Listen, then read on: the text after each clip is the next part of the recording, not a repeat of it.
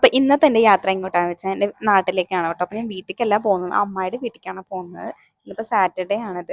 അപ്പോൾ പിറ്റേന്ന് ഇവിടെ പൂരമാണ്. അപ്പോൾ ഞാനത് കാണാൻ വേണ്ടി നിൽക്കുന്നില്ല. കഴിഞ്ഞില്ല, എനിക്കത് കാണാൻ പറ്റില്ല. എന്നാൽ ചെറിയൊരു സങ്കടം ഉണ്ട്. എന്നാലും ഞാൻ എൻ്റെ വീട്ടിൽ പോകട്ടെ, അതായത് നാട്ടിൽ എത്തട്ടെ എന്ന് പറഞ്ഞപ്പോൾ ഒരു ഉറക്കം കഴിയുമ്പോൾ നമ്മൾ പട്ടാമ്പി എത്തിയിട്ടുണ്ട്. പട്ടാമ്പി റോഡിൻ്റെ ഇപ്പോഴത്തെ അവസ്ഥയാണ് എത്തിട്ടോ. അപ്പോൾ ഞാൻ ബസ് കയറി പൈസ കൊടുത്തിട്ടുണ്ട്.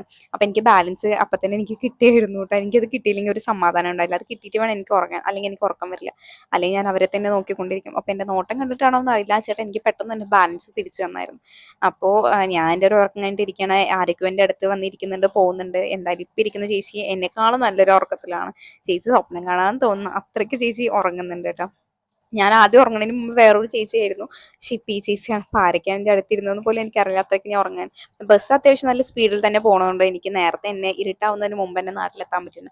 അല്ലെങ്കിൽ ഇതിനേക്കാളും കുറച്ചും കൂടെ ലേറ്റ് ആവും. പിന്നെ ഒരു ആക്സിഡൻറ്റ് ഉണ്ടായിരുന്നു, ഞാൻ നേരെ കണ്ടില്ലായിരുന്നു, ഞാൻ വേറെ സൈഡായിരുന്നു.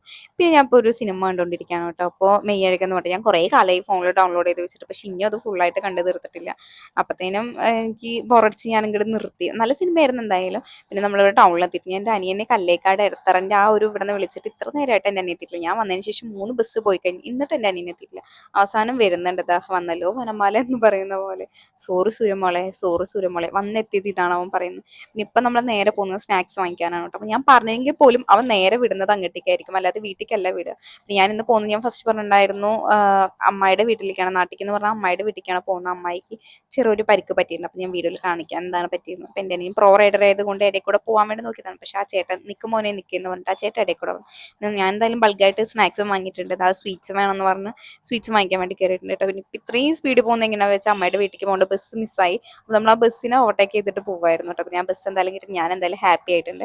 പിന്നെ അവിടെ നിന്ന് ചേട്ടൻ വന്ന് പിക്ക് ചെയ്തിട്ടുണ്ടായിരുന്നു. ഇപ്പോൾ അമ്മയുടെ വീട് എത്തിയിട്ടുണ്ട് കേട്ടോ. അമ്മായിക്ക് എന്താ പറ്റിയെന്ന് പറഞ്ഞാൽ കാല് ചെറുതായിട്ടൊന്ന് ഫ്രാക്ചർ ആയിട്ട് ആളങ്ങോട്ട് പുതിയ ഡ്രസ്സൊക്കെ ഇട്ടിട്ട് ഇരിക്കുന്ന പോലെ അങ്ങോട്ട് ഇരിക്കുന്നുണ്ട് കേട്ടോ. അമ്മായിക്ക് തന്നെയാണ് പണി, ഒരു കാലില്ലെങ്കിൽ ആ കാലെന്ന് പറഞ്ഞിട്ട്. അപ്പോൾ ഇത്രയുള്ളത്തെ വീഡിയോ. Thank you.